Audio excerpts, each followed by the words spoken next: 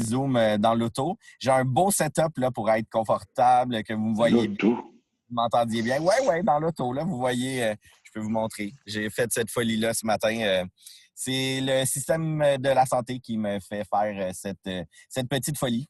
Donc, ce matin, je suis super content de parler avec vous du cadre de financement parce que ça fait longtemps, puis je disais à Maya, c'est très drôle parce que je parle du cadre de financement constamment avec tout le monde, sauf avec les membres de la Troquelle. C'est plutôt rare qu'on a eu des discussions depuis l'adoption. De la manière que ma présentation va être faite, au début, je fais un petit retour. Comment ça qu'on s'est retrouvé à avoir un cadre de financement? On va faire des liens aussi avec le cadre national du PSOC que vous avez vu circuler à partir de la semaine dernière. Fait que ça va être le premier bloc. Puis après ça, je vais y aller bloc par bloc dans le cadre de financement pour expliquer qu'est-ce que ça veut dire et tout. Donc, Maya va faire la gestion des droits de parole. Donc, n'hésitez pas si vous avez des questions. Probablement qu'il y a d'autres personnes qui se posent les mêmes questions que vous. Donc, ce sera la chance là, d'aller le plus loin possible dans ce cadre-là. Donc, pour me lancer dans la petite historique du cadre de financement de la Troquelle, ce qui est très drôle, c'est que mon premier travail à la Troquelle en 2005 a été agent de projet dans le but de faire dans le fond, j'avais 1 an pour faire des travaux pour doter la Troquelle d'un cadre de financement qu'après ça, la Troquelle irait négocier avec, dans le temps, l'Agence de la santé et des services sociaux. Donc, c'est sûr que je pars avec une avance quand vient le temps de parler du cadre de financement, ayant passé 1 an à travailler avec les organismes communautaires à se doter de ce cadre-là. Comment on a fait ça en 2005-2006?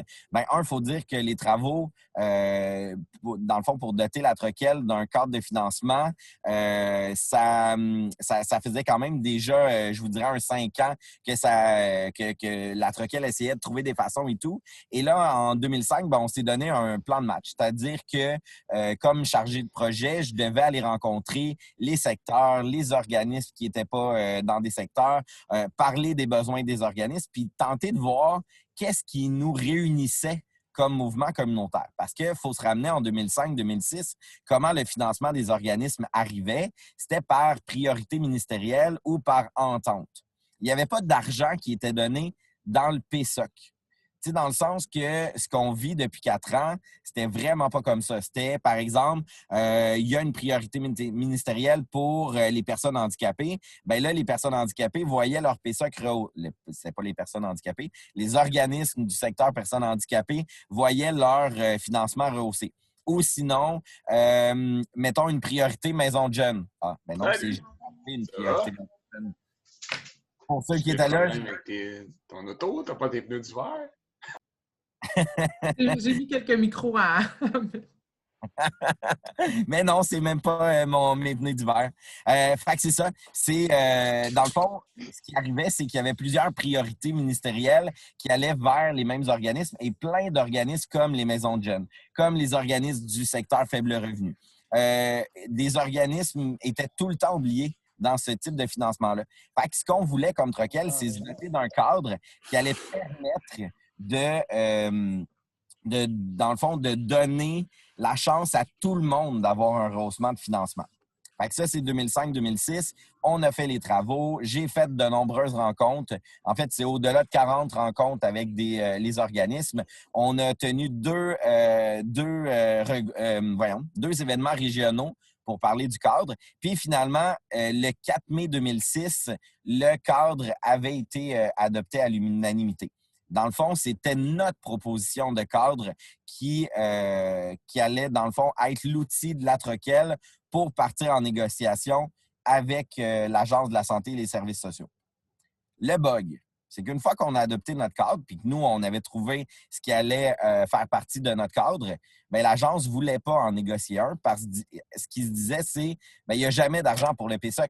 Ça donne quoi de passer du temps à faire des travaux pour un cadre de financement s'il n'y a jamais d'argent qui est donné dans le PSOC? Puis, ça va donner des faux espoirs aux organismes. Fait que pendant, je vous dirais, un bon 8 ans, l'Agence n'avait pas de volonté, n'avait pas d'ouverture à faire ces travaux-là. Et souvenez-vous, pour ceux et celles qui étaient là, ça a été une des raisons qu'on a commencé une action de mobilisation qui s'appelait... comment ça s'appelait? on allait voir chacun des CA de l'agence. Donc, à chacune des rencontres du conseil d'administration de l'agence, il y avait des organismes communautaires présents pour aller faire des témoignages au CA, pour expliquer pourquoi c'est important le milieu communautaire, pourquoi on demandait de l'argent supplémentaire, pourquoi, dans le fond, puis on y allait très individuellement. C'est des gens qui venaient faire des témoignages de la part du mouvement communautaire. On a fait ça pendant 4 ans. Et en 2015, finalement, en 2014, excusez, l'agence a voulu commencer des travaux pour se doter d'un cadre. Et là, historiquement, si vous vous souvenez, on a adopté le cadre de financement 1 mois avant la fermeture de l'Agence de la santé et des services sociaux parce que le gouvernement avait décidé de transformer les agences en centres intégrés de santé et de services sociaux.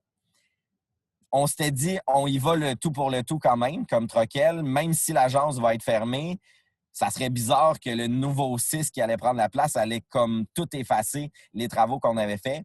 Et comme de fait, quand le 6 s'est mis en place, dès le début des travaux, on n'a pas tout de suite fait adopter le cadre de financement. Il a fallu créer la relation, revoir un peu les travaux qu'on avait faits. Mais finalement, le 6 a réadopté exactement le cadre que l'agence avait adopté en juin 2016. Donc, ça, c'est pour la petite partie historique au niveau du cadre de financement. Fait que, ce qu'il faut se dire quand on pense à ce cadre de financement-là, évidemment, la base du cadre a été travaillée ensemble entre les organismes communautaires de la région de la Naudière. Ce n'était pas un travail que le CIS a fait. C'est vraiment nous qui avons essayé de trouver comment on allait réussir à corriger les problèmes de sous-financement, corriger les problèmes d'inéquité. Puis, quand il y avait de l'argent, qu'on dit dans le milieu, pas tagué, qui n'était pas, dans le fond, destiné à des organismes en particulier, il y en a eu quelques fois, mais des très, très petites sommes. Comme région, ce qu'on faisait, c'est on le donnait aux organismes qui n'étaient pas financés, ceux qui étaient en attente d'un premier financement. Fait qu'il y avait ça dans l'air aussi à ce moment-là où les organismes disaient bien, on veut aider les nouveaux organismes qui n'ont pas de financement, mais en même temps, c'est pas parce que moi j'ai un 30 000 de PSOC que j'ai les moyens de développer mon organisme. Fait qu'il y avait ça qui soutenait beaucoup les discussions parce que dans la région de la Naudière, on souhaitait aider tout le monde. Peu importe où tu étais dans ton financement, ben on disait c'est pas parce que tu as atteint un seuil particulier comme. Puis on y allait beaucoup en chiffres dans ce temps-là. C'est pas parce que tu as 100 000 que tu as assez d'argent pour faire rouler ton organisme. C'est pas parce que tu as 250 000 que tu réponds à tous tes besoins. Puis clairement, on comprenait qu'à 20 000, 30 000, 40 000, c'était pas le cas non plus. Mais comment faire pour que tout le monde se retrouve? Ça avait été le défi qu'on s'était donné comme région. Puis, c'est ça. C'est ce qui sous-tend beaucoup les bases de notre cadre de financement. Puis, il faut dire qu'on a été la dernière région du Québec à se doter d'un cadre de financement. Pourquoi? Notre agence, dans les années 2004, 5, 6, 7, 8, n'était pas une agence avec une belle grande ouverture pour le communautaire. Ceux qui étaient là se souviendront des rapports assez tendus qu'on avait avec cette instance-là, ce qui n'était pas nécessairement le cas dans les autres régions du Québec. Et ce qu'il faut se rappeler, ça, c'est peut-être une très grosse particularité avec laquelle on n'est pas toujours habitué de jouer, c'est que le PSOC est régionalisé. C'est un des derniers programmes au Québec qui est administré dans une région. Et c'est ce qui fait que parfois, si vous êtes regroupé auprès de d'autres, d'un regroupement national, que quand vient le temps de la répartition financière, ça se peut que ça se passe pas pareil comme dans vos collègues des autres régions. En fait, je vais plus dire, ça se passera pas de la même façon parce que les cadres régionaux ont toujours été négociés entre les acteurs du communautaire, les acteurs, les actrices communautaires et les agences ou les CIS. Donc, c'est sûr que nous, on avait quand même la chance d'avoir vu tout ce qui s'était passé dans les autres cadres régionaux pour réussir à faire adopter le nôtre. Donc, voilà, ça, c'était mon intro, ma première partie. Est-ce qu'il y a des interventions, des questions? Peut-être, Hugo, j'ai juste envie de dire que pourquoi on en parle aujourd'hui de ce sujet-là, c'est que, on le sait, il y a des argents qui vont être répartis. On a beaucoup de questions de la part de nos membres aussi par rapport à la méthode que la répartition se fait, par rapport au cadre de financement aussi, que ce soit des gens qui sont dans le milieu depuis longtemps ou des nouvelles personnes qui sont dans le milieu. Donc, on trouvait que c'est pour ça que c'était le bon moment de le faire. Il y a aussi l'arrivée du cadre national, donc ça permettait de faire des ponts justement entre tous ces éléments-là. Donc, c'est pour ça qu'on prend le temps de vous en parler à tout le monde aujourd'hui en même temps. Fait que ça va pour la petite partie historique du cadre de financement. OK. Peut-être un dernier élément avant que je parte vraiment dans le contenu plus factuel. En même temps qu'on négociait le cadre de financement, dans ce temps-là, on était dans une campagne de mobilisation, souvenez-vous, qui s'appelle « Je tiens à ma communauté, je soutiens le communautaire », qui était la campagne pour les 3000 organismes communautaires en santé et services sociaux. Puis, on s'était doté de nouveaux seuils planchers. Hein, si ceux qui sont là depuis longtemps dans le communautaire, vous allez sûrement vous souvenir des premiers seuils planchers où on disait pour des organismes aidés entre aides, ça va être 125 000. Pour des milieux de vie, c'est 200 000. Pour des hébergements, c'est 325 000. On a roulé longtemps avec ces seuils planchers-là. Puis, quand on a fait de la campagne « Je tiens à ma communauté, je soutiens le communautaire », ben on se disait, ces seuils planchers-là dataient de Mathusalem et il y avait peu de monde qui se souvenait. Ben, en fait, il n'y avait pas de monde qui se souvenait d'où venaient ces chiffres-là. Mais clairement, on se disait, il n'y a pas de logique à travers. On essayait de trouver une logique de ces seuils planchers-là et on n'en avait pas. Et on a décidé nationalement de faire des travaux pour se donner des seuils planchers qui allaient avoir une logique qu'on allait pouvoir expliquer. Et pour nous, ben ça, on trouvait ça important que ce soit que ça fasse partie de notre cadre régional. Vu qu'on le négociait au national, puis ce qui arrivait à cette période-là, c'est que le ministère ne voulait pas de seuil plancher. Au niveau national, il voulait laisser la responsabilité aux régions. Puis, les régions étaient frileuses parce qu'ils se disaient, bien, si on met des seuils planchers dans notre cadre de financement, bien là, ça va obliger le ministère à en reconnaître, puis le ministère n'en veut pas.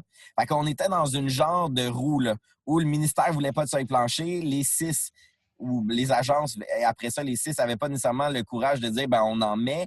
Fait qu'il a fallu qu'on travaille, il a fallu qu'une agence ait le goût de prendre les seuils planchers nationaux. Et c'est la capitale nationale, c'est la région 03, qui a mis pour la première fois les seuils planchers dans les cadres. Et c'est grâce à cette ouverture-là qu'on a réussi à avoir les seuils planchers nationaux dans notre cadre de financement. Fait que c'est fou comment réussir à avoir notre cadre de financement a été beaucoup d'enjeux de timing ou d'enjeux de mobilisation. Puis à ce moment-là, ben, le fait qu'on était dans les CA avec Investir, les conseils d'administration de l'agence, qui nous voyaient beaucoup, ça a beaucoup aidé à faire reconnaître notre réalité. Bon, je pourrais sérieusement, je pense, passer 1h15 à juste vous parler de l'histoire de ce cadre-là parce que j'aime bien cette historique, mais je pense que vous voulez aller plus dans le concret. Ça va pour ce bout-là? Génial. Si on part dans le cadre, Maya, je pense que tu vas faire un petit partage d'écran pour présenter le cadre. Génial.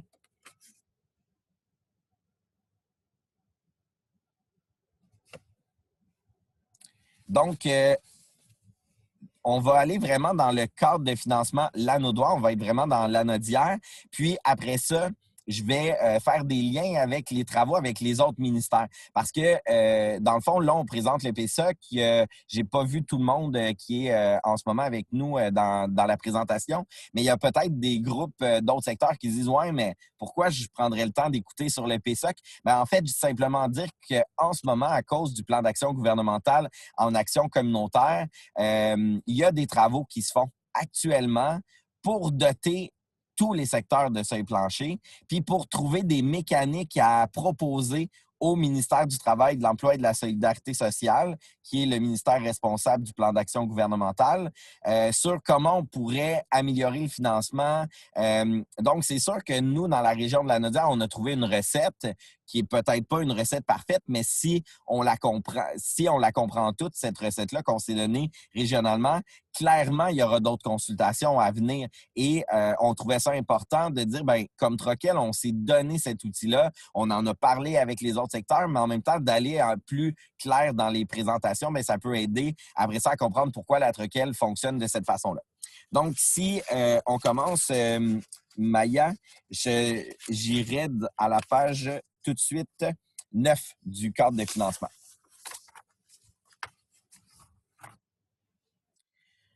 À la page 9 du cadre de financement, les premières pages, là, c'est plutôt de la mise en contexte. Puis, je vous dirais que je vous ai fait une mise en contexte beaucoup plus complète que celle qui est écrite dans le cadre. C'est pour ça que je pars direct de la section 2 de ce document-là. Dans le fond, tout d'abord, ce qui est important de dire, c'est que le 6 de la note d'hier, dans l'adoption du cadre, devait trouver une façon d'expliquer pourquoi il dotait la région d'un cadre de financement. On a fait reconnaître, et là, ça, c'était un gain pour notre région, le fait que le 6 dise qu'il y avait une consolidation financière nécessaire pour les organismes communautaires. Et ça, c'était vraiment important parce que avant 2016, on ne réussissait pas à faire dire ça à l'agence. L'agence ne voulait pas reconnaître le sous-financement parce qu'il se disait que ce n'était pas la responsabilité unique du réseau public d'avoir à soutenir les organismes. C'était une responsabilité de communauté, de municipalité, de l'agence. Donc, il n'y avait pas eu... dans le fond, c'est ça, il ne reconnaissait pas le fait que la consolidation financière était nécessaire. Donc, ça, c'est quelque chose d'important qu'on a eu, qui a été inscrit dans le cadre. Et l'autre élément, c'est la prépondérance du financement à la mission globale. Bien que le ministère de la Santé a toujours reconnu dans la brochure PSOC avant, puis aujourd'hui dans le cadre ministériel, le fait que le financement à la mission globale était la priorité, on a même réussi à mettre une proportion dans le cadre de financement. Donc, des fois, vous entendez le chiffre du 80-20 pour la mission globale. Ce qui est vraiment difficile, c'est qu'il arrive à 2 places puis c'est les mêmes chiffres. Fait que des fois, ça peut venir confondant, mais quand on est à la page 9 de notre cadre de financement, on parle vraiment que quand on regarde les données des organismes dans ce temps-là, en 2015-16, on parlait qu'il y avait 80 % du financement qui était octroyé dans la région par le CIS qui était donné à la mission globale des organismes et il y avait 20 % qui étaient dans les ententes spécifiques ou dans les projets ponctuels. Avec le 6, il y a eu des travaux qui ont été faits et cette proportion-là a augmenté beaucoup. En fait, on a dépassé le 90 % en 2017 au niveau de la prépondérance du financement à la mission globale. Fait que ce que ça veut dire, c'est que le 6, l'argent qui va investir dans les organismes communautaires pour le PSOC, bien, il y avait plus de 90 % qui étaient dans le financement à la mission globale et il restait environ un 10 % qui était dans les ententes spécifiques et les projets ponctuels. Pour le communautaire, pour la Troquel, on s'est toujours dit c'est le financement à la mission, le meilleur outil de développement pour les organismes communautaires. Donc, de faire reconnaître même dans la région l'importance de la prépondérance du financement à la mission globale, bien, c'était une grande priorité parce que, rappelez-vous, il y avait de plus en plus d'ententes spécifiques dans le temps de l'agence, puis il n'y avait pas de rehaussement du PSOC à la mission globale. Les rehaussements venaient simplement par les ententes spécifiques. On a réussi à un peu mettre un frein à ça grâce au cadre de financement. Est-ce qu'il y a des questions sur ce petit bout-là? Je sais que j'avais vu dans le chat apparaître des messages, mais peut-être que tu les as gérés à l'écrit, Maya? OK. Oui, excuse-moi, mon micro n'était pas ouvert. En fait, il y a Marie-Chantal qui demandait s'il y a des mises à jour qui sont prévues sur les données qui datent, là, même dans le début du document. Donc, cette question-là. En fait, on s'était dit, puis on le voit à la fin, on s'était dit qu'à la fin d'une convention PSOC, en théorie, habituellement, les conventions PSOC auraient dû durer 3 ans, qu'on allait faire un travail de mise à jour après les 3 ans. Et en fait, ce qui arrive, c'est que la convention de 2015 est toujours renouvelée depuis ce temps-là. Puis on a eu plein de nouveaux interlocuteurs tout le temps au CISC sur la question du PSOC. Fait on dirait qu'on n'a jamais eu le temps d'arriver au moment de la mise à jour. Sauf que là, avec le nouveau cadre ministériel qui a été adopté, on n'aura pas le choix de faire des mises à jour. Fait que oui, les données devront être mises à jour. Puis en plus, avec les 4 ans de rehaussement qu'on a vécu aussi, ça va être important de faire cette mise à jour-là. Fait que pour le moment, il n'y a pas eu de mise à jour depuis 2016 dans le document. Mais par contre, c'est une priorité qui va devenir super importante, surtout à cause du nouveau cadre ministériel. Puis aussi parce qu'il y a des groupes qui risquent d'avoir changé de phase. Et tantôt, je vais vous expliquer un peu plus la mécanique mathématique. Là, et ça va être important de le prendre en considération. Non, il y avait un commentaire de Nathalie qui disait les OCA sont nécessaires, mais pas véritablement leur consolidation financière. Donc, il y a encore beaucoup de travail à faire là, au niveau de la reconnaissance. Ensuite, Nathalie dit changement de phase ou de typologie? Je parle vraiment changement de phase, mais je vais l'expliquer tantôt. C'est au niveau des phases de financement et non pas juste au niveau des typologies. Puis, il y a une question de Francine au niveau des maisons de la famille. C'est vraiment super, mais je dois mentionner également que certains groupes financés par un autre ministère reçoivent aussi des ententes spécifiques avec le PSOC. Qu'arrivera-t-il avec ceux-ci? Ben, en fait, il n'y a pas à date, là, il n'y a pas de menace sur les ententes spécifiques que les organismes, comme les organismes familles, il y en a plusieurs là, qui ont des ententes spécifiques. À ce niveau-là, il n'y a pas de menace et il n'y a pas de changement, en tout cas, prévisible actuellement. Le cadre de financement vient baliser uniquement le financement à la mission globale. Après ça, c'est un autre cadre, ce qu'on appelle le cadre de gestion, qui balise la question des ententes spécifiques et des projets ponctuels. Fait que pour les organismes familles qui ont les ententes avec le CIS, il n'y a pas d'enjeu que ces ententes-là disparaissent. Par contre, ces ententes-là ne pourront pas devenir de l'argent à la mission globale provenant du ministère de la Santé à cause de la politique de reconnaissance de l'action communautaire qui dit qu'un seul ministère part de tâche va financer la mission. Fait que c'est pour ça que les maisons de la famille, les bouts qui viennent de santé et services sociaux sont encore en entente à cause, dans le fond, de la politique puis de la manière que c'est appliqué. Et finalement, Nathalie qui revient en disant qu'elle avait compris pour les phases, mais aussi l'enjeu ou la question des typologies. Mais on va y revenir, Hugo, si je ne me trompe pas, un peu plus loin dans le document, quand on va parler du modèle de répartition. On va vraiment aborder les deux volets. Oui, voilà. Fait que ça allait pour le financement, pour les questions par rapport à la consolidation puis la prépondérance. Ensuite de ça, je ne vais pas nécessairement passer page par page. Je vais vous amener les points importants. Si on va à la page 11, ben, peut-être juste la page 10, le petit paragraphe que tu montrais à l'écran, Maya. C'est sûr que pour le 6, le cadre de financement ne devenait pas un engagement financier, dans le sens que du jour au lendemain, il ne pouvait pas répondre à tout ce qu'il y avait dans le cadre de financement. C'était à long terme qu'il allait avoir le rehaussement. Fait qu'il ne s'engageait pas. Il y avait beaucoup peur qu'on utilise le cadre de financement en disant, ben là, vous l'avez adopté, vous nous devez 12 millions pour atteindre ce qu'on a écrit là-dedans. Ça, c'était clair que pour eux, c'était pas possible.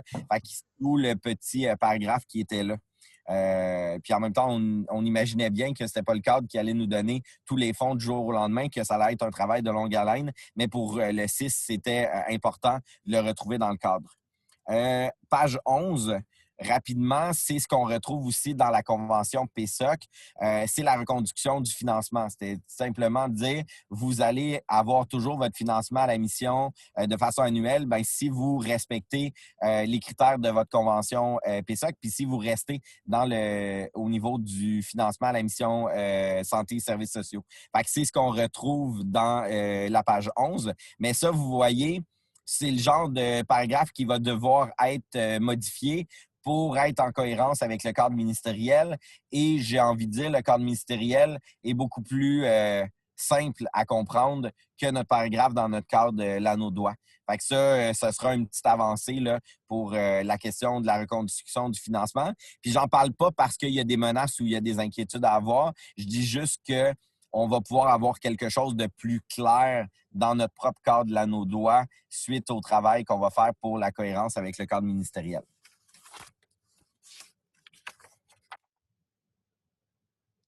Ensuite, si on s'en va à la page 12 du document, ça, c'est en fait ce qui a résulté des travaux au niveau de la Troquelle sur la question de comment on va répartir les nouveaux budgets.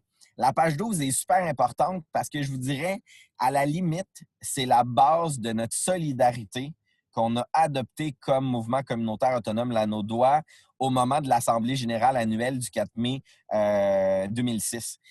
On se disait, on veut des répartitions qui vont, dans le fond, favoriser, puis là, j'utilise les mots qui sont écrits là, favoriser une gestion équitable pour l'ensemble des organismes communautaires. La répartition de toute nouvelle enveloppe de développement dédiée à la mission devrait répondre aux objectifs suivants. Donc, le premier point, c'est diviser une répartition des crédits de développement qui permettent une consolidation significative des capacités d'action d'un plus grand nombre d'organismes communautaires. Ça, là, c'est des beaux mots, puis ça peut être interprété de plein de façons. Mais ce qu'on voulait dire, c'est que pour nous, la répartition devait toucher le plus grand nombre d'organismes possible. Pas juste un secteur d'organismes ou pas juste une partie des organismes communautaires. Fait que ce que ça voulait dire, c'est on va peut-être tous ensemble avancer moins vite, mais on va tous avancer un petit peu. C'était vraiment la philosophie qui nous permettait de créer cette solidarité-là régionale. Ensuite, on voulait viser la réduction des écarts de financement entre les organismes et les différentes catégories d'organismes. C'est ce que je vous disais tantôt. À cause des priorités ministérielles, il y a des organismes qui avaient vu leur financement rehaussé souvent, alors que d'autres n'avaient pas vu de rehaussement de leur financement depuis de nombreuses années. Puis nous, on se disait, il ne devrait pas avoir d'aussi grande disparité entre les organismes communautaires et les catégories d'organismes. Ensuite de ça, il y avait cette idée-là de maintenir une prépondérance significative du financement à la mission globale. Hein. Pour nous, c'était la priorité. C'était même reconnu dans le cadre, mais c'est ce qui nous avait créé notre base de solidarité dans la région. Faire le maximum pour dégager du financement pour les catégories qui ne sont pas ciblées par une priorité ministérielle dans une optique d'équité envers tous les organismes et ça en tenant compte des disponibilités financières. Ça explique. Puis là, vous me trouvez peut-être redondant là, quand j'arrête pas de dire qu'il y avait des organismes qui avaient plus de financement, d'autres moins, mais c'est la réalité avec laquelle on vivait. Puis on se disait, oui, il faut évidemment qu'on diminue les écarts puis qu'on va aider les organismes qui n'ont jamais été dans une priorité ministérielle. Pour nous, ça, c'était super important. Et le petit bout, en tenant compte des disponibilités financières, c'était cette idée-là de dire il y aura quand même, on mettra une majorité de financement pour les organismes qui sont les plus loin de leur seuil plancher, mais en se disant on va tenter d'en garder aussi pour les organismes qui ont peut-être plus de financement, mais également des besoins. Ensuite de ça, on disait tenir compte du fait que le développement d'un organisme peut répondre à des nouveaux besoins et que le financement de nouveaux groupes peut devenir essentiel. C'est-à-dire qu'on le sait, les réalités font que la société évolue. Il y a des nouveaux besoins que des organismes peuvent répondre, que ça peut avoir une incidence sur leur mission. Donc, on ne veut pas oublier ça. Puis, il y a des nouveaux organismes qui auront besoin d'être financés. Puis, on ne voulait pas mettre de moratoire sur le financement des organismes. On voulait être cohérent, entre autres, avec la politique de reconnaissance de l'action communautaire qui disait, le communautaire est là, on est un lieu d'innovation, on va répondre à des nouveaux besoins, puis on ne veut pas dire à des groupes, vous allez attendre 20 ans avant d'être financé, le temps qu'on finance tous les organismes existants. On voulait garder cette idée-là qu'ils pouvaient avoir des nouveaux besoins à répondre. S'il y a des organismes qui venaient à être dissous, on voulait s'assurer que cet argent-là ne disparaisse pas, qu'elle reste dans le PSOC, puis on voulait travailler le plus fort pour qu'elle reste dans la même catégorie d'organismes. Et ça, c'était nouveau là, dans la réalité. Par avant, l'agence et même la régie régionale n'avaient pas de cadre particulier dans ces situations-là. Puis, on voulait prendre en considération le nombre d'années d'existence d'un organisme qui est en attente d'un premier financement pour dire, ça se peut qu'on le mette en priorité. Fait qu'il y avait comme tout ce volet-là qui était aussi important, mais en même temps qu'on savait que c'était un peu difficile de dire ça ne sera pas par ton âge que tu vas avoir du financement, mais si ça fait 10 ans que tu attends, ça se peut qu'on te mette un petit peu en priorité. C'est hyper important, ces balises-là, parce que depuis 2006, puis depuis, après ça, l'adoption en 2016, c'est ce qui sous-tend vraiment l'action de la Troquelle. Dans le fond, c'est ces critères-là, ces objectifs-là qui font que quand on va négocier avec le 6 puis qu'on regarde la grille de répartition, ben, on s'assure d'atteindre ces objectifs-là. Est-ce qu'il y a des questions par rapport à ce bout-là du cadre de financement? En fait, il y avait un commentaire qui disait « On fait avancer tout le monde, mais pas trop peu. Donc, pas de saupoudrage, qui n'a pas d'impact au bout de la ligne. » Donc, c'est un commentaire qui est apporté. C'est en lien avec le premier point, en fait. Oui, puis en fait, je dirais même ça vient avec la première répartition. Si vous vous souvenez. Puis là, je vais peut-être expliquer quelque chose là, parce que pour moi, dans ma tête, c'est bien clair, mais peut-être que pour tout le monde, c'est pas aussi clair. J'arrête pas de dire que on a eu 4 rehaussements ou ça fait 4 ans qu'on a des rehaussements. Ben, en fait, c'est vrai. Si on regarde, mettons, la période 2001 à 2015, il n'y a pas eu de rehaussement de financement à PSOC, à part, là, il y a des gens qui pourraient me dire « Hey Hugo, tu dis un mensonge. » En 2008, la région avait eu 180 000 $ pour rehausser les organismes. Oui, c'est vrai. Je ne vais pas dire le contraire, mais ce 180 000-là avait permis de donner des 5 000 $ aux organismes qui étaient en attente d'un premier financement. Fait que, tu sais, je vous dirais que ça n'a pas été quelque chose qui ont été très, dans ces années-là, là, qui ont été très significatifs pour le mouvement communautaire. Fait que c'est pour ça que j'ai aucune gêne de dire que 2001 à 2015, il n'y a pas eu de consolidation là, des organismes. Et à partir de 2016, bien là, on a eu les premiers vraiment investissements tagués PSOC. Qu'est-ce que je veux dire par là? C'est que pour la première fois, le ministère de la Santé disait au CIS, vous avez de l'argent pour rehausser le fonds du PSOC. Fait que c'était vraiment la première fois, là, on n'avait pas, de 2001 à 2015, il n'y avait pas eu d'argent comme ça. Ce que je vous disais un petit peu plus tôt, c'est que l'argent venait par priorité ministérielle. Tu es dans tel type d'organisme, on t'a choisi, tu as du rehaussement. Mais de dire, vous avez de l'argent, puis qui n'est pas destiné à des organismes en particulier, on n'était vraiment pas habitué. Et 2016, le montant, c'était un 10 millions pour les organismes communautaires. C'est 10 millions au Québec, là. Fait que dans notre région, ça leur représentait 528 000 $. Fait que notre priorité a été à ce moment-là, puis ça le disait, on avait à ce moment-là 10 organismes qui étaient en attente d'un premier financement. Puis là-dedans, il y en avait des organismes que ça faisait plus de 10 ans qui étaient en attente de leur premier financement. Donc, qui ont été la priorité. Puis le ministère avait aussi obligé les 6 à dire, vous devez faire qu'il y ait de moins en moins d'organismes en attente de premier financement. Fait que dans la région, il y a eu de l'argent pour les organismes non financés. Puis après, il restait une petite marge de manœuvre, là. Puis cette petite marge de manœuvre-là est allée vers les organismes de ce qu'on appelle la phase 1. Je vais vous expliquer dans pas long. Fait que ça a fait des répartitions et il y a des organismes qui ont vu un montant de 476 $ de rehaussement de leur PSOC cette année-là. Fait que quand on regarde l'idée du premier PICO qui disent des crédits qui permettent une consolidation significative, la première année, on n'a pas réussi ça avec des 476 $. Mais fait que c'est ça. Fait que la première année, effectivement, c'était la première fois qu'on mettait le montant. Puis la deuxième année, ben, on s'est amélioré. Troisième année, quatrième année. Mais dans les montants, la première année, c'était à peu près 528 000. Ensuite, on a eu... non, je me trompe. C'est 507 000 la première année, je m'excuse. 928 000 la deuxième année. L'année passée, 1,9 million. Puis là, cette année, 2,21 millions. Donc, c'est les chiffres des 4 années. C'est pour ça que je fais beaucoup référence aux 4 dernières années, parce que ça fait juste 4 ans qu'on applique le cadre de financement. Hugo, il y avait une question. Là, Nathalie spécifiait qu'évidemment, il y a eu des ententes qui ont été basculées à la mission, mais ce n'était pas des investissements. C'était vraiment, on basculait d'entente à la mission. Puis, Marc, de mémoire, c'est un seuil de 25 000 minimum, il me semble, pour les organismes sans financement à la mission. Bien, en fait, on avait mis 27 000 comme seuil.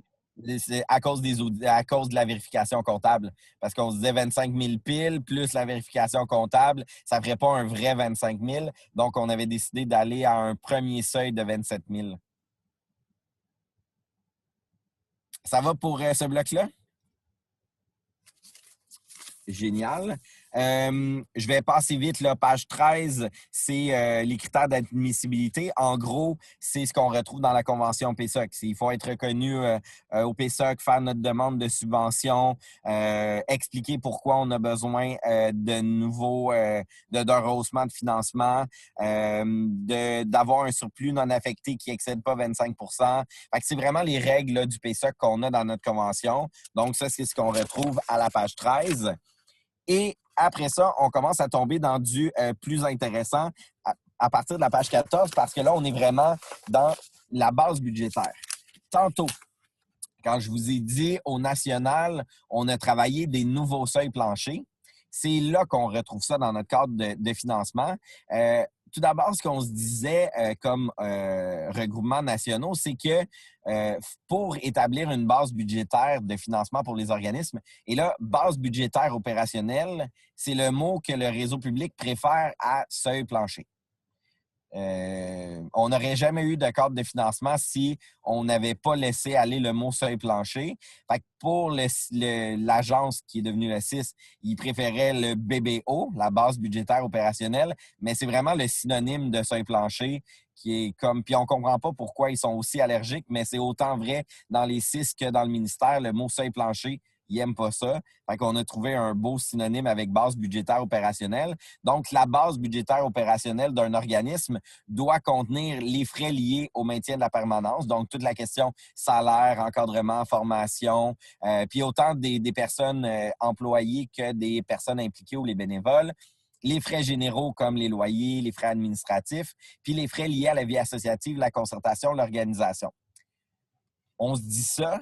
Puis après ça, ben, dans le PSOC, on a déterminé des organismes, des types d'organismes, hein, les typologies qu'on entend souvent.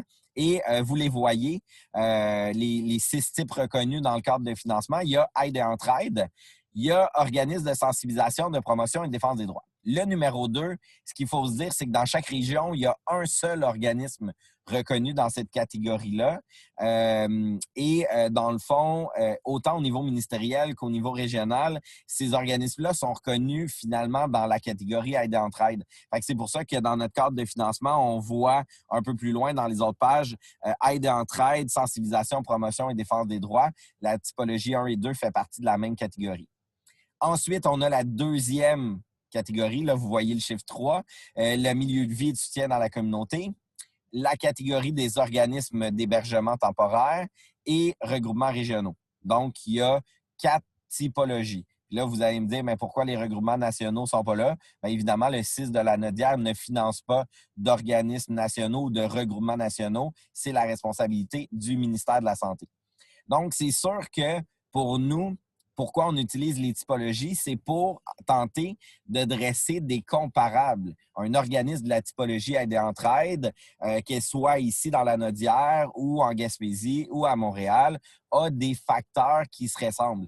Et dans les travaux dans les travaux pour les seuils planchers nationaux, on a fait des moyennes pour essayer de voir un contour de à quoi ça ressemblerait financer un organisme Aide et Entraide ou milieu de vie ou hébergement ou regroupement. Donc, c'est comme ça qu'on a basé notre base budgétaire. Maya, si tu vas à la page suivante. Oui. Donc, si vous regardez au niveau de comment ça a fonctionné pour créer les seuils planchers, c'est le tableau 1 qui l'explique. C'est-à-dire qu'on a évalué dans les travaux nationaux avec les différents regroupements que sont la CETROC et la TRPOCB, on s'est rendu compte que dans les organismes des 3 premiers niveaux, c'est-à-dire des premières typologies, ça veut dire aide et entraide, milieu de vie et hébergement, bien, les frais liés à la masse salariale, là, ça représentait en moyenne 70 %. Et là, c'est vraiment une moyenne. Il y a des organismes qui sont plus proches du 80 %, d'autres qui étaient plus proches du 60 %. Mais quand on allait en moyenne, là, la masse salariale représentait un 70 %.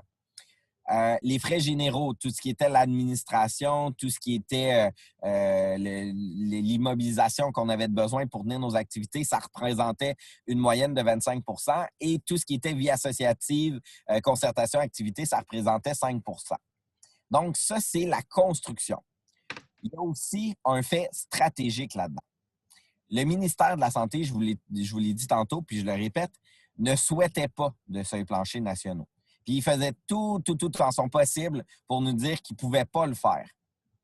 Fait que stratégiquement, nous, on s'est dit, on va essayer de construire des seuils planchers qui vont leur donner une raison, une explication du pourquoi les seuils planchers sont importants. Puis, comme on voulait avoir des seuils planchers qui étaient beaucoup plus proches de la réalité que ceux dont je vous parlais tantôt, là, les petits seuils de 125 000, 200 000, 325 000, ben, on voulait en voir une construction qui n'allait pas être démontable par le ministère.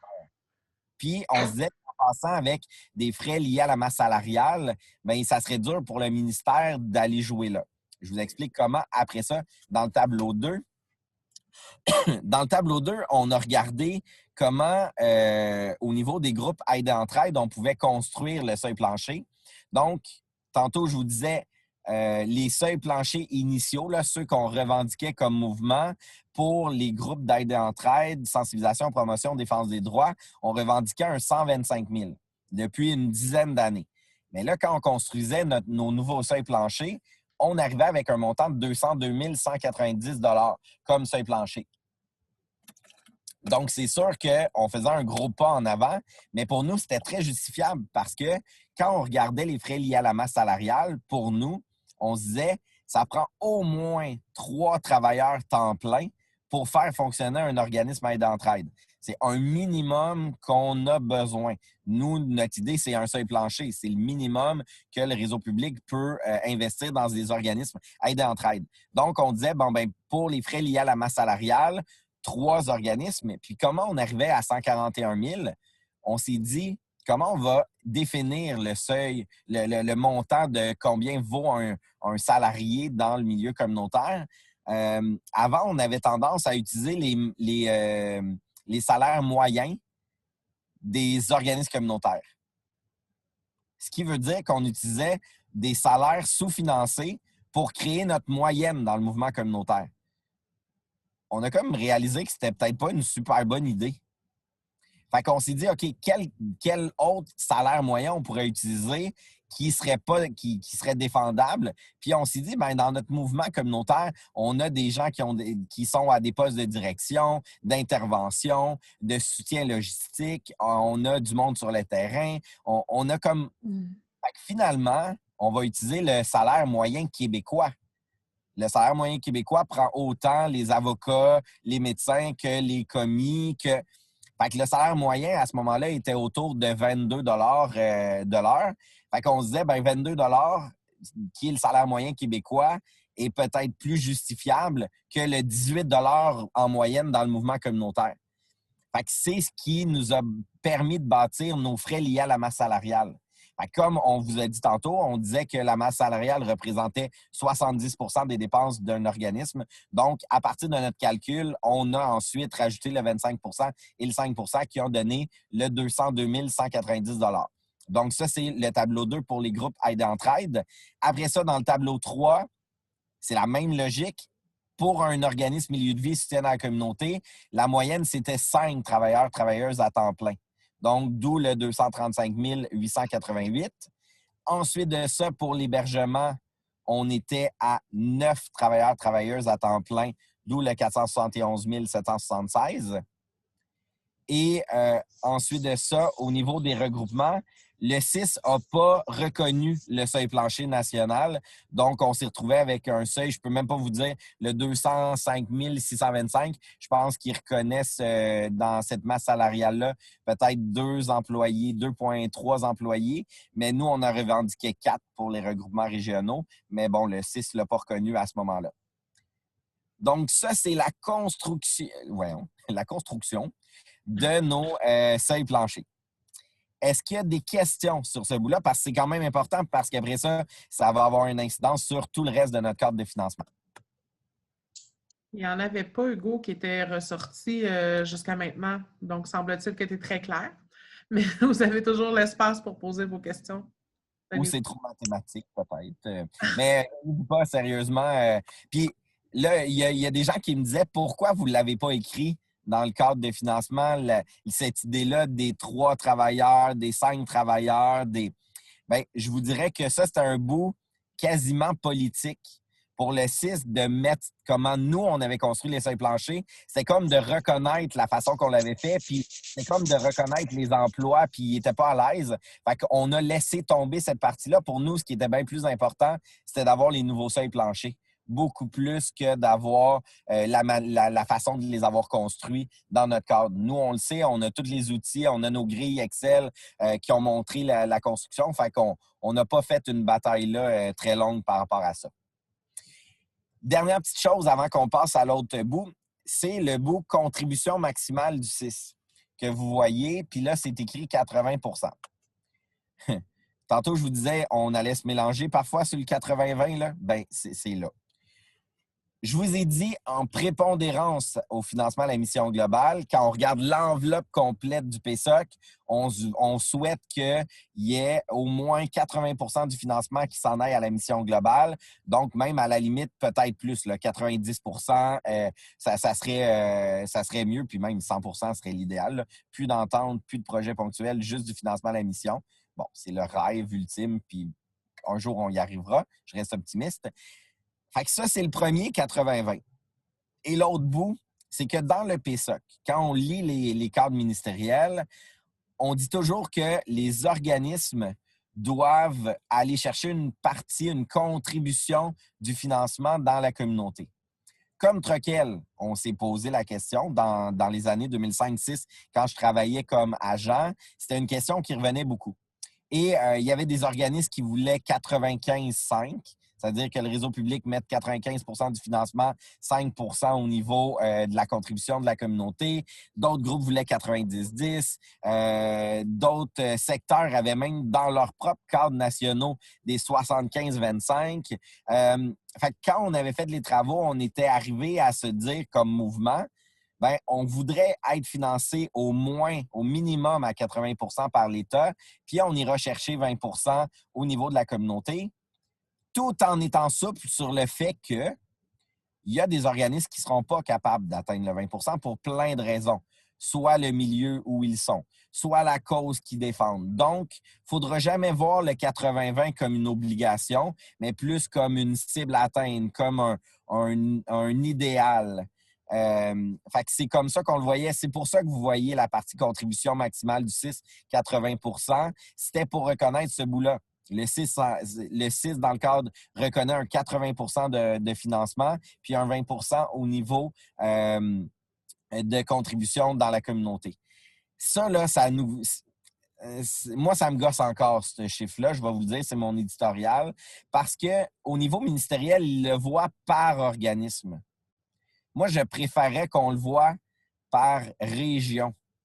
Quand on regarde régionalement là, la contribution, bien, le PSOC là, contribue à environ, puis là, je n'ai pas la donnée la plus récente, là, mais c'était à peu près 63 % de tout le financement des organismes. Puis toute l'autre partie, c'est la contribution dans la communauté. Fait que, tu sais, la contribution maximale du CIS de 80 % pour moi, devrait tellement être vue sur le collectif et non sur chaque organisme. Mais bon, c'est un enjeu qu'on a, là, je vous dirais, économique avec les ministères, mais même le CIS, si vous vous souvenez, dans la deuxième répartition, ils l'ont appliqué by the book, le 80-20. S'il y a des organismes qui se sont vus refuser leur rehaussement parce qu'il n'y avait pas au moins, finalement, le CIS n'avait pas appliqué 80-20, il avait appliqué 90-10. Mais les organismes qui n'avaient pas au moins 10 % de rehaussement, de financement dans la communauté n'avaient pas eu de rehaussement. Et ça, ben, on s'est battu, puis finalement, ça a monté jusqu'au ministère. Puis le ministère a dit, vous ne pouvez pas pénaliser les organismes, mais le notice l'a quand même fait. Ça a été un des moins bons coups dans la répartition du financement. J'ai vu la question de l'indexation. Par rapport au marché, par rapport à l'évolution du marché salarial, ça, c'est plus spécifique aussi, là. Oui. Bien, en fait, en ce moment, l'indexation a été faite sur nos seuils planchers. L'année passée, on a fait reconnaître par le CIS que les seuils planchers devaient être indexés annuellement, sinon on recréait encore les iniquités et le sous-financement. Fait que depuis l'année passée, le CIS indexe les seuils planchers depuis 2016 là, au taux du PSOC. C'est sûr que nous, on préférait à un taux d'indexation du marché, un peu comme ce que tu viens de dire, Maya. Mais ça n'a pas été adopté. Mais au moins, nos seuils planchers ont évolué selon le taux de pourcentage de l'indexation du PSOC. Mais ça, on va continuer à faire les travaux, oui, régionalement, mais surtout nationalement à cette question-là pour avoir un taux d'indexation qui respecte réellement la réalité des organismes. Puis, la notion salariale est quand même importante. Puis, je pense qu'on l'entend de plus en plus parler par les membres de la Troquelle aussi, qui nous en parlent des écarts de salaire qui existent entre dans le mouvement communautaire, le secteur public ou d'autres secteurs, les enjeux que ça apporte aussi dans le marché actuel. Donc, c'est une question qui est intéressante aussi. Oui, oui, vraiment. Puis qu'on ne laisse pas tomber. Puis surtout, de la façon qu'ils sont construits nos seuils. C'est important de le prendre en considération. Puis, sinon, il y avait un commentaire là, qui disait ce qui a posé problème au fil des années et que des organismes n'ayant pas encore atteint leur seuil plancher sont tout de même passés en phase de développement avec ce que cela impose comme fragilité. Je pense qu'on va le voir juste un peu plus loin, hein, Hugo, les phases. Bien, on arrive là, en fait. Oui, c'est ça. Si on va à la page 19 du cadre, je saute pour aller au tableau parce que, dans le fond, à la page 18, là, c'est l'explication que je vais vous faire. Fait que si on va tout de suite dans le tableau de la page 19, Maya? Oui. Tu es vraiment une super technicienne logistique pour ma présentation. Ça fait plaisir. Donc, si on regarde là le tableau, quand on a adopté notre cadre de financement en 2006, nous, on avait donné des noms à nos phases. OK? Ce que vous voyez dans le tableau qui s'appelle phase 1, phase 2, phase 3, nous, ça s'appelait phase de démarrage, phase de consolidation et phase de développement. C'est comme ça qu'on avait travaillé nos phases. Puis, ce n'était pas les mêmes pourcentages. Ça a été le bout le plus dur de la négociation parce que ce qu'on demandait, c'est au niveau de notre cadre, c'est de revenir à ce que je vous disais tantôt. On veut qu'il y ait une majorité de l'argent qui s'en aille vers les organismes les moins financés, mais qu'il y ait quand même de l'argent qui puisse aller vers les organismes qui ont un peu plus de financement. Nous, on l'avait réfléchi, cette mécanique-là. Mais au niveau du réseau public, ce n'est pas quelque chose qui avait été établi, puis ça n'existait pas dans les cadres de financement des autres régions quand nous, on faisait nos négociations. Fait que je vais vous expliquer le tableau, puis là, c'est là que ça prend en considération le commentaire que tu as fait, Maya. Puis c'est pour ça que le 6 a enlevé le nom aussi des phases, parce qu'il disait, ultimement, si on avait le financement pour bien soutenir le milieu communautaire, ben oui, au niveau du document, la phase 1 pourrait s'appeler la phase de démarrage, puis on donnerait aux organismes un pourcentage de financement pour qu'ils démarrent leurs activités. Les groupes qui sont en phase d'être consolidés vont avoir l'autre montant, puis en développement, l'autre montant. Sauf que à cause des années qui avaient passé, bien, tout le monde était rendu en phase numéro 3. Là. Ils étaient tous en phase de développement. Fait que le 6 disait, on ne sera pas en mesure de donner du financement à tout le monde en développement. On va recréer les iniquités encore et encore et encore. Puis à ce fait-là, nous aussi, comme Troquelle, on a réalisé que si on y allait par les phases, exemple, d'années vécues des organismes, bien, effectivement, tout le monde se retrouvait en phase de développement. Fait qu'on ne réussissait pas à recréer ou à améliorer au niveau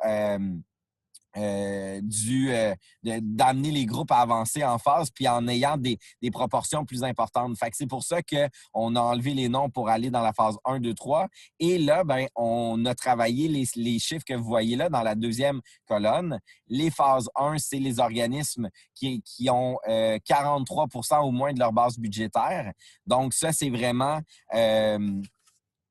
au niveau du 43 %, c'est ce qu'on appelle, nous, les organismes les moins financés, ceux qui n'ont pas atteint au moins le 43 %. Ensuite, dans la phase 2, c'est ceux qui n'ont pas atteint 75 % de leur base budgétaire opérationnelle. Puis ensuite de ça, un 100 % au niveau de la phase 3. Pourquoi on a fait ça? C'est pour répartir comment l'argent irait vers les organismes. Et là, c'est la première colonne qui est importante. Donc, quand on regarde la répartition en pourcentage des nouveaux crédits, c'est qu'on s'est dit on veut faire avancer plus vite les organismes les moins financés. Donc, on doit investir le plus dans cette catégorie-là de financement. Donc, 75 % de l'argent en 2016 allait aux organismes qui n'avaient pas atteint au moins 43 % de leur base budgétaire. Pourquoi 75 % Parce qu'il y avait 75 % des organismes de la région de la Nodière qui n'avaient pas atteint leur phase numéro 1. C'est aussi logique que ça. C'était quand même épeurant, là. Ça veut dire que le 3/4 des organismes n'avaient pas atteint au moins 43 % de leur base budgétaire. Ensuite de ça, le 20 % que vous voyez, c'est qu'il y avait 20 % des organismes dans la région qui se retrouvaient à ne pas avoir atteint le 75 % de leur base budgétaire opérationnelle et 5 % des organismes qui n'avaient pas atteint leur seuil plancher. Et ça ne prenait pas en considération les organismes qui avaient dépassé les seuils planchers. On avait quand même un 4 % d'organismes qui se retrouvaient ce qu'on pourrait appeler une phase 4 qui n'étaient pas là, qui est des organismes qui ont atteint leur seuil plancher. Donc, ça veut dire que quand on reçoit les sommes dans la région, de la manière qu'on va évaluer ça, c'est qu'on va regarder combien il y a d'organismes qui n'ont pas atteint la phase 1 de leur montant. Puis là, vous les voyez. Donc, pour les organismes aidés entre-aides, c'est un seuil de 69 553, milieu de vie 115 922 et hébergement 231 844. Donc, on met 75 % de l'enveloppe. Fait que le 2 millions 2,21 millions, il y en a 75 % en fait, environ, là, qui s'en va là. Ce qu'on a fait, puis tantôt, on disait, est-ce qu'on a mis à jour le cadre de financement? Bien, le document comme tel, non, mais on a ajusté les pourcentages, par contre, parce qu'il y a quelques organismes avec les répartitions qui ont changé de phase. Donc, on a rétabli, mais tu sais, c'est pas des gros pourcentages. Là. Je pense que ça donne un 71 % en phase 1. Il y a un petit peu plus d'organismes dans la phase 2. La phase 3, on est à 5 % puis les organismes qui ont atteint les seuils sont encore à 4 %. Donc, c'est comme ça que la grille Excel est faite. C'est pour vraiment amener les organismes à dépasser ces phases-là. Puis, en mettant 75 % de l'enveloppe, ou en tout cas tout proche de 75 %, on favorise les organismes les moins financés. Ensuite de ça, avec un 20 % la phase 2, 5 % la phase 3. C'est comme ça qu'on essaye d'atteindre les objectifs que je vous ai expliqués tantôt. Les questions, les commentaires, Maya? En fait, juste une information, là, il y a quelqu'un qui demandait si on avait des données sur les moyennes des salaires, par exemple, comme coordination, intervenant et tout ça. Donc, je faisais le lien avec la recherche du CSMO ESSAC qui a quand même fait un document super intéressant sur la réalité des organismes communautaires en santé, autonomes en santé et services sociaux. Donc, je vais vous partager le lien tout à l'heure. Puis, dans la même veine, Marie-Chantal a mis un lien le 25 novembre prochain. Il va y avoir un webinaire sur les conditions salariales dans les OCA. Donc, le lien a été mis. Donc, ça peut être hyper intéressant. Donc, c'était plus dans les commentaires. Sinon, dans les questions, j'ai quelques questions. Hugo, je vais une à la fois. Il y avait donc, qu'en sera-t-il des regroupements sectoriels? Oui, en fait, si on regarde dans le cadre de financement, regroupement régional, ce qui est indiqué, c'est la troquelle. C'est le seuil plancher, si on veut, de la troquelle, qui est le regroupement multisectoriel. Ce qu'on a fait comme travail, la troquelle, c'est on a déposé une demande au CIS pour avoir une nouvelle catégorie qui est les regroupements sectoriels. Parce que les regroupements sectoriels ils ont leur propre réalité et on a fait la demande qui est leur propre seuil plancher parce que, dans le fond, il y avait le CIS disait on ne peut pas donner le même montant à un regroupement multisectoriel versus un regroupement sectoriel. Puis, dans les discussions avec, entre autres, le ROCASM, qui est un des regroupements sectoriels financés, effectivement, on convenait qu'en termes de ressources humaines et tout, ce n'était pas la même structure. Donc, on a fait cette demande-là. On est en attente là, actuellement par rapport au CIS pour avoir une réponse. Mais on leur a expliqué la mécanique, puis il y avait de l'ouverture. Mais c'est tout ce que je peux dire. On n'a pas de résultat par rapport à ça actuellement. Ensuite, il y avait une question, mais là, je ne suis pas sûre. Il manquait peut-être un mot, mais Edith, est-ce qu'il y a quelque chose pour les organismes, j'imagine que tu veux dire à mandat régional, parce que c'est marqué régional niveau. Je ne suis pas certaine de saisir la question, Edith, si tu veux l'éclaircir. Non, mais c'est sûr que ça, c'était vraiment... on n'avait pas pris en considération la réalité des organismes à mandat régional OK. À ce moment-là. Est-ce qu'il y a quelque chose qui va être... Oui. Ça s'en vient dans la présentation. Je vais arriver avec ce qu'on appelle les indicateurs qui ont amené des ajustements. Je veux juste voir. Ben justement, on arrive là. Ouais. Si on s'en va à la page 21. Attends, Hugo, je vais juste vérifier, parce que là, j'ai des questions, mais je m'en vais à la page 21. Je vais juste aller voir si c'était avec les éléments qui ont... Ben sinon, on peut rester. C'est parce que là, je me suis lancé avec le rayonnement régional, mais s'il y a d'autres questions là, sur le tableau de la répartition, on peut rester là le temps de répondre aux questions. Pour le seuil plancher, il me semble qu'on devait calculer un surplus lorsqu'on dessert plus d'une MRC. Ah, c'est ça, on s'en vient là, hein, Hugo? Oui. OK, c'est bon. Fait que c'est dans ce sens-là. C'est beau. OK. Bon, ben, si on arrive à la page 21, on avait réussi, puis là c'est drôle, c'est un gain régional qu'on avait fait qui s'est transposé au national. Si vous regardez en haut de la page 21, l'indexation, ça disait le CIS versera annuellement de façon systématique l'indexation aux organismes communautaires. Bon, c'était un petit gain, mais c'est parce que avant, il fallait demander l'indexation. Si dans ta demande de financement, tu ne demandais pas l'indexation, tu n'en avais pas. Fait qu'il y a des organismes qui ont été coupés de l'indexation des années parce qu'ils n'en avaient pas demandé. Puis là, on disait, mais non, l'indexation, ce n'est pas une demande de financement. L'indexation, c'est juste pour suivre le coût de la vie. Fait que ça, on avait réussi à gagner ça au 6, puis on vient de réussir à le gagner au ministère cette année. Fait qu'on avait été précurseur par rapport à ça. Ensuite, le point mesure particulière. Ça, c'est le bout pour dire que c'est pas, en gros, là, je vais vous le résumer, c'est pas parce que tu as atteint ton seuil plancher que tu n'as plus de besoins financiers. En gros, là, c'était important de faire reconnaître ça au 6 parce qu'on ne voulait pas non plus que le 6, le jour où tout le monde a atteint son seuil plancher, ça dise ben il n'y a plus d'enjeu de financement pour les organismes. Wow, le seuil plancher est une balise minimale. Hein, c'est une balise de base. C'est une base budgétaire opérationnelle, mais ça ne veut pas dire qu'il n'y a plus de besoin. Donc, on voulait quand même rappeler au 6 que c'est pas parce que tu as atteint le seuil plancher que tu n'avais pas de besoin encore.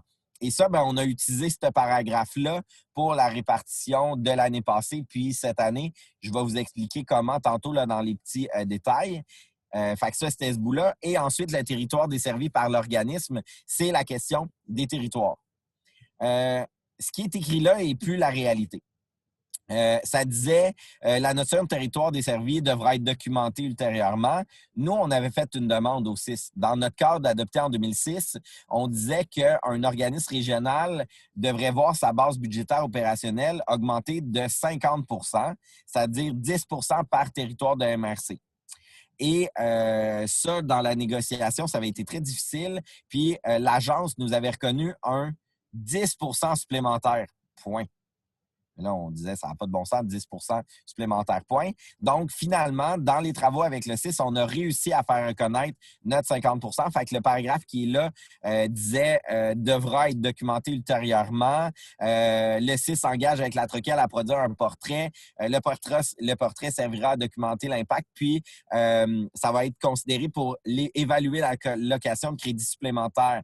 Et c'est ça qu'on a réussi à faire. Donc, depuis l'année passée, les organismes qui ont plus d'un territoire sont considérés. Ça veut dire que la balise budgétaire est ajustée aux fonctions du territoire desservi. Donc, les organismes qui ont un territoire régional reconnu à ce niveau-là ont une majoration de leur base opérationnelle. Quand vient le temps de la grille, c'est sûr que le seuil plancher est plus grand. Donc, s'ils sont loin du seuil plancher, ils sont reconnus comme plus loin. Donc, ils ont un peu plus de financement qui vient à ce moment-là.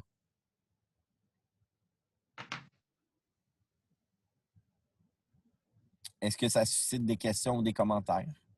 Il y en a une qui vient d'apparaître. En fait, c'est un commentaire de dire que c'est un gain significatif, là, justement, que ce soit jusqu'à 50 %, 10 % par territoire. Et on est dans les rares régions qui avons réussi à avoir le rayonnement régional.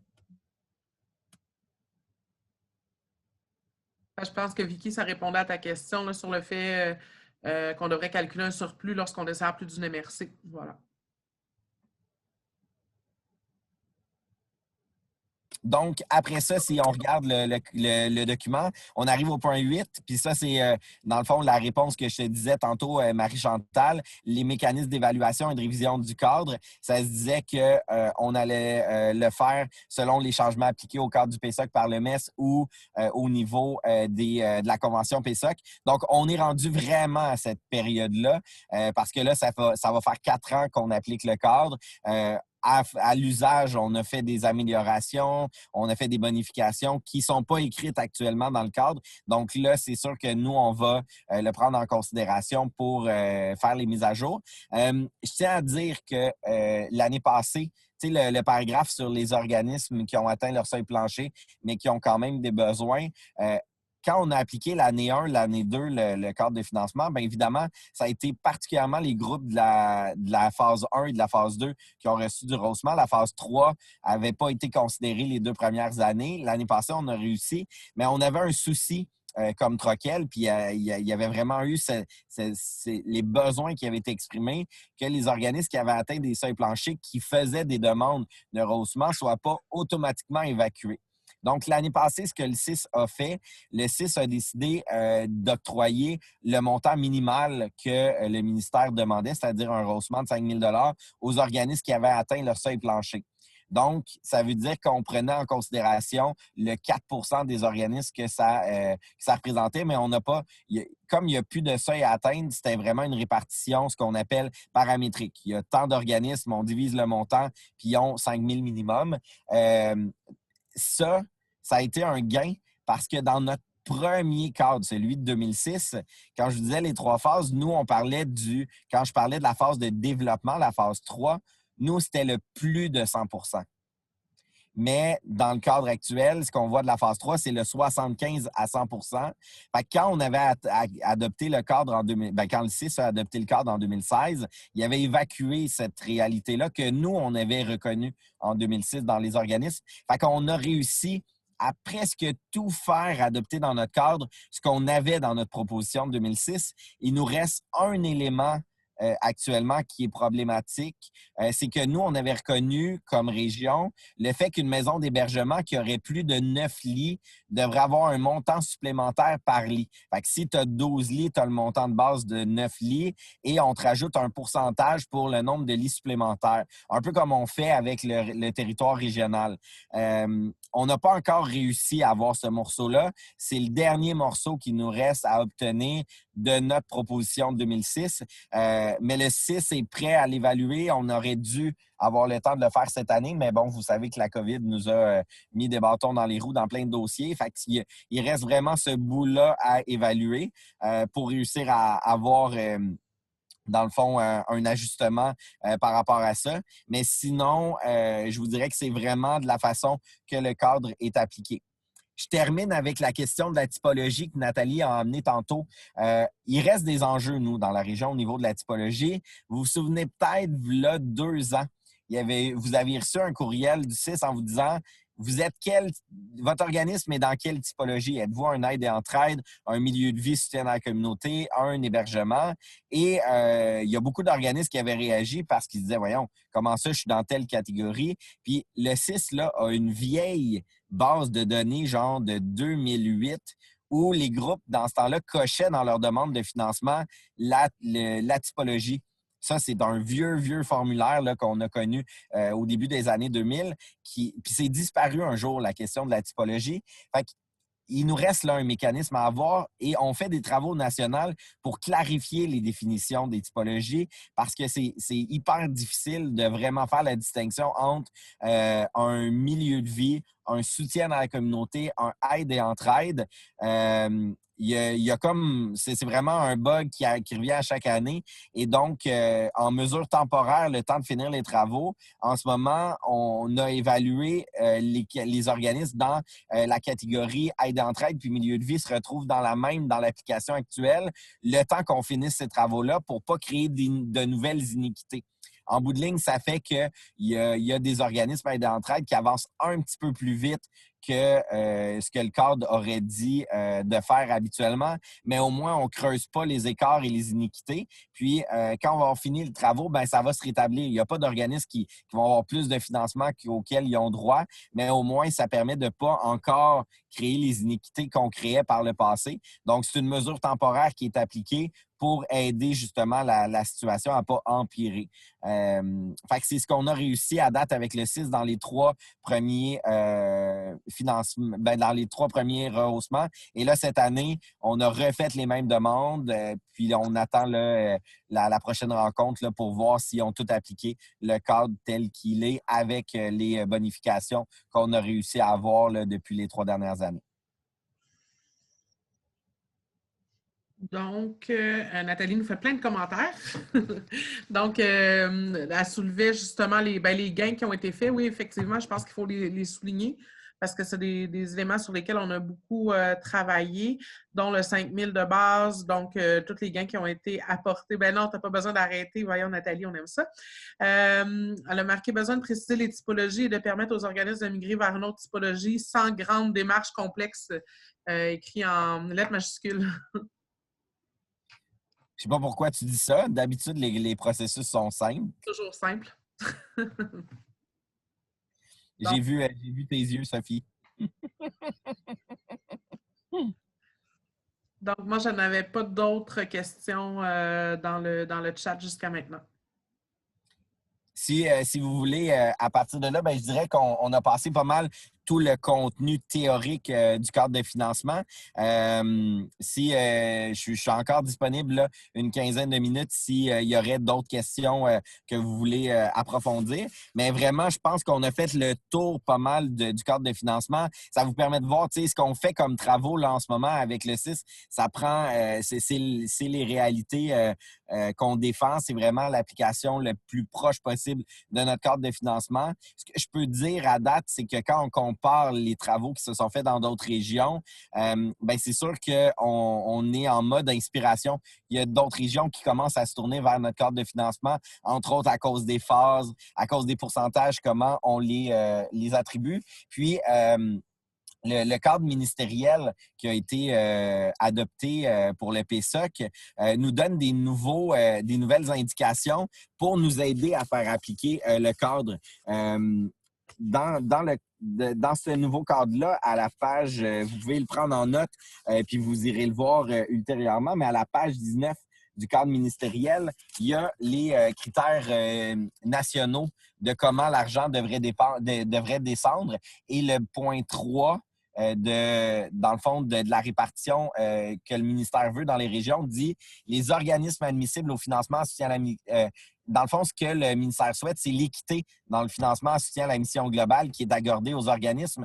Fait que nous, on a fait reconnaître aussi que notre modèle vise justement cette équité-là et permet de l'atteindre parce que, entre autres, ça dit les organismes admissibles au financement en soutien à la mission globale et qui en reçoivent le moins sont priorisés et obtiennent un rehaussement qui favorise la réduction des écarts entre les organismes comparables.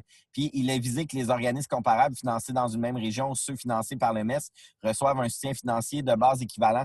Fait que c'est comme si nos principes qu'on s'était donnés en 2006, on les retrouve dans le cadre ministériel qui vient d'être adopté en 2020.